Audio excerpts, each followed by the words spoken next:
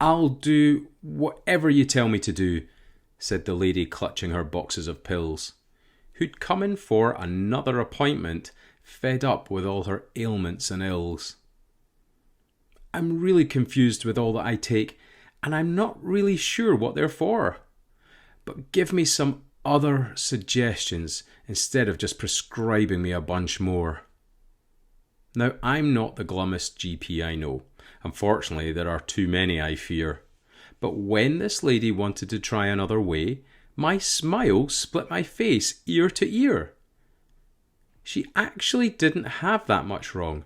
More of a victim of the medical system, where we pride ourselves in naming your disease than prescribing the conventional wisdom. Mainly it was just aches and pains from a deconditioned and underused body, and various grumbles from her tummy, giving her an inconvenient and urgent body. The tablets had some effect at first, but these results seemed quite short-lived, so more and more were added in until she felt something had to give. Now, what most of us don't understand is that we're a little bit like snakes, shedding our cells day after day as our body rebuilds and remakes. This happens over 7 to 10 years, and who you were back in 2016 no longer exists. You are brand new, except your teeth, if you know what I mean. Where do these building blocks come from that create these new cells, do you think? Well, simply they are from what you eat, what you breathe, smoke, inject, and drink. The majority of these are from your food, from the broken down digested component parts. Your body then puts them back together again as new tissues, a biological work of art. Now, if you imagine these building blocks as a famous interlocking children's toy, you have the power to make sure your body does its best with exquisite joy. If I was to offer you a giant pallet of blocks straight from the Denmark factory, which were brightly coloured and freshly wrapped and all clicked together absolutely perfectly, or a bucket of pieces rescued from a fire that were a bit melted and smoky, they had a residue and had lost their shine, although basically still stuck together okay. Which would you choose to build a new you? The new bricks all glossy and bright? Or the damaged and smelly latter ones? You'd pick the first. I'm sure I'm right. Why is it then, when it comes to our diet, we all insist on eating processed food? And meat and dairy nutritional sources which the science shows really isn't that good.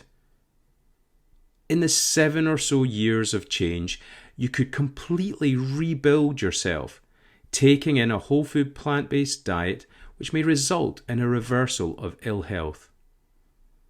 That might seem like a really long time. To stick to a different habit, it's true. But isn't that a small price to pay to have a healthy, less ill version of you? As I sat there explaining to this lady, I could see the light of hope flicker out. Like many, she thought this was nonsense, brainwashed by pharmaceutical rhetoric and clout. "What do you expect me to eat on a diet like that?" I said, "Nuts, seeds, legumes and beans are good. Fruits and veg, lentils, oats and pulses." But she blurted, "I ain't eating that bird food." "If you won't do that, then what do you want?" She muttered, "Give me stronger pain meds, and perhaps up the dose of my stomach ones." Inwardly, my eyes rolled from what she said. But it really is no wonder people think this way. Eating whole food plant-based bucks the trend, and 7 years seems like complete ages for your body to fix itself and mend. But a lot of changes can happen in a few weeks. Blood sugars may normalise, cholesterol can too. Weight begins to drop, neuropathy can lessen, blood pressure improves, to name but a few. Mood and anxiety can start to get better as the microbiome gains a new lease of life, pumping extra serotonin around the body, relieving your brain's mental strife. There really is no downside to this, except for perhaps having to take a multivit. But this is just to be extra safe. Make sure it has B12 and iron in it.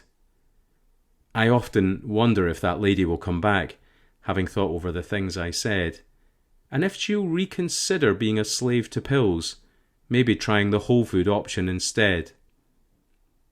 But until that day comes along, society realising the benefits these foods hold, I suspect I'll still have my prescription pad available until I've gone grey and become old.